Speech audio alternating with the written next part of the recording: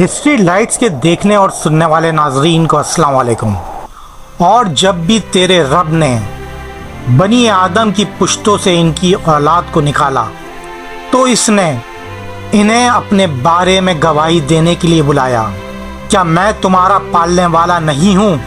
جس پر انہوں نے جواب دیا، جی ہاں، ہم گواہی دیتے ہیں اس بات کی کہ تو ہمارا پالنے والا ہے۔ یہ بات بھی ہم تمہیں یاد دلاتے ہیں، کہیں ایسا نہ ہو کہ تم قیامت کے دن یہ نہ کہو کہ ہمیں اس کی خبر نہ تھی۔ یہ قرآنی آیات اس واقعے کی عکاسی کرتی ہیں کہ جب اللہ تعالیٰ نے آدم سے لے کر اس کائنات کے آخر تک اس زمین پر آنے والے آخری انسان تک تمام ارواح کو پیدا کیا۔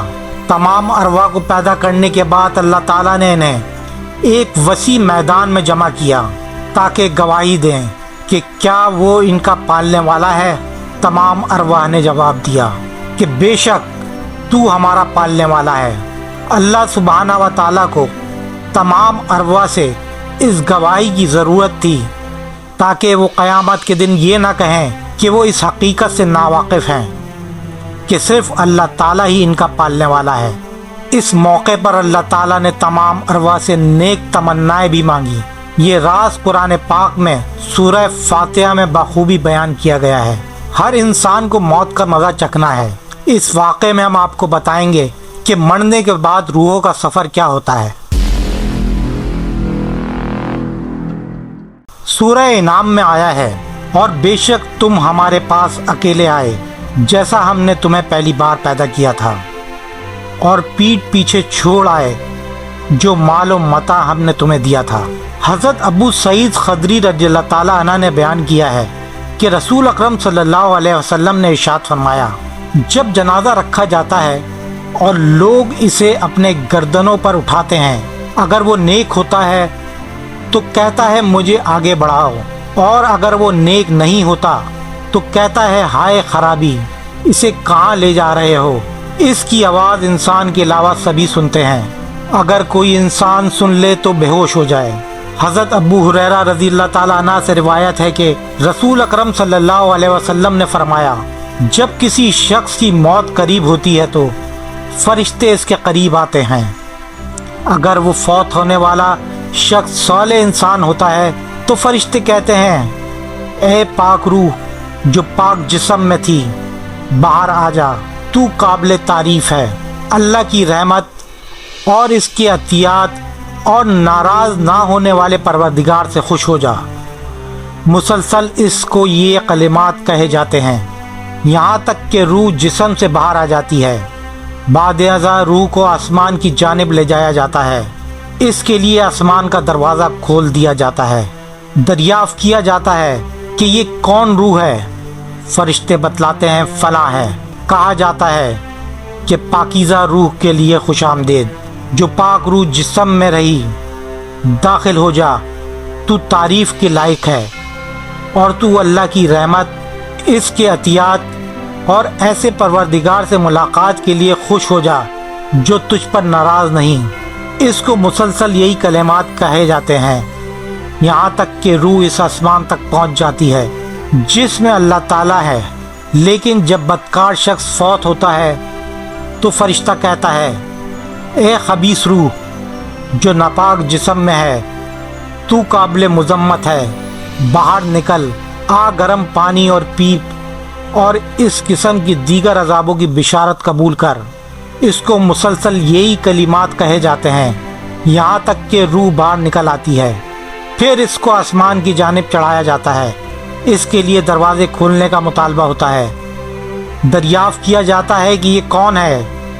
جواب میں بتایا جاتا ہے کہ فلاں ہے۔ تو اس کے حق میں پیغام ملتا ہے، خبیث روح کو خوش آمدید نہ کہو جو ناپاک جسم میں تھی، تو واپس چلی جا، تو قابل مذمت ہے، تیرے لیے آسمان کے دروازے نہیں کھل سکتے۔ چنانچہ اس کو آسمان سے واپس بھیج دیا جاتا ہے۔ پھر وہ قبر میں ہی رہتی ہے۔ دارد رضی اللہ تعالیٰ عنہ بیان کرتی ہیں، مردہ جب چارپائی پر رکھا جاتا ہے تو پکارتا ہے، اے گھر والوں، اے پڑوسیوں، اے جنازے اٹھانے والوں، دیکھو دنیا تمہیں اس طرح دھوکے نہ دے जैसे इसने मुझे धोखा दिया। हज़रत अनस रज़ी अल्लाह ताला अन्हु से रिवायत है कि रसूल अकरम सल्लल्लाहु अलैहि वसल्लम ने इरशाद फरमाया, 3 चीज़ें मैयत के पीछे जाती हैं, इसके घर वाले, इससे ग़ुलाम नौकर चाकर और इसका अमल। बस 2 चीज़ें वापस आ जाती हैं और एक चीज़ बाकी रह जाती है, इसका घर वाले और इसका माल वापस आ जाता है और इसका अमल इसके साथ ही रह जाता है। तो क्या तुम समझते थे कि हमने तुम्हें यूं ही बनाया है और ये कि तुम हमारे पास लौट कर ना आओगे? हजूर अकरम सल्लल्लाहु अलैहि वसल्लम ने मोमिन और काफिर की मौत की अलग अलग कैफियत बयान की है।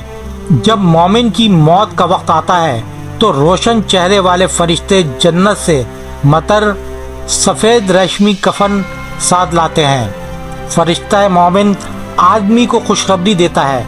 ये खुशखबरी सुनकर मोमिन आदमी के दिल में अल्लाह ताला से मिलने की ज़बरदस्त ख्वाहिश पैदा होती है। तो मोमिन आदमी की रूह जिस्म से इस तरह निकलती है जिस तरह मुश्क का मुंह खोल दिया जाता है और पानी बाहर निकलता है। फिर इस खुशबूदार सफ़ेद रेशमी कफन से लपेट दिया जाता है। रूह से इस कदर तेज़ मुश्क की खुशबू आती है कि आसमान के फरिश्ते इसे महसूस करके आपस में कहते हैं, किसी मोमिन आदमी की रूह आ रही है। जब रूह 7वें आसमान पर पहुंचती है तो अल्लाह ताला की तरफ से हुक्म होता है कि मेरे इस बंदे का नाम बुलंद मर्तबा के लोगों की फहरिस्त में लिख लो।